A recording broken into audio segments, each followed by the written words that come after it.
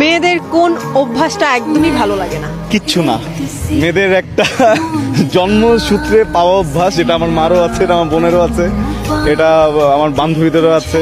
জীবনে প্রেম করেছিলাম, আমার ওই প্রেমিকারও ছিল। যদি জিজ্ঞেস করা হয় হঠাৎ করে চুপ করে থাকে, চুপ করে থাকে, কোনো কথা বলে না। তখন গিয়ে যদি জিজ্ঞেস করি কি ব্যাপার, প্রবলেম, মানে এই কিছু না বলার পরে যদি কোনো পুরুষ মেনে নেয় যে আসলেই কিছু হয়নি, আর পুরুষটা যদি চুপ থাকে, ওর জীবন শেষ।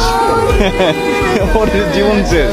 কখনো যদি কোনো মেয়ে, এটা আমার সকল পুরুষ ভাইদের জন্য বলছি, কখনো আপনার মা হতে পারে, বোন হতে পারে, স্ত্রী হতে পারে, প্রেমিকা হতে পারে, বান্ধবী হতে পারে, কখনো কোনো মেয়ে যদি দেখেন চুপ করে কোনো কর্নারে বসে আছে, মানে আপনি তাকে যদি জিজ্ঞেস করেন যে কি হয়েছে, সে যদি বলে কিছুই হয়নি, বিশ্বাস করবেন না।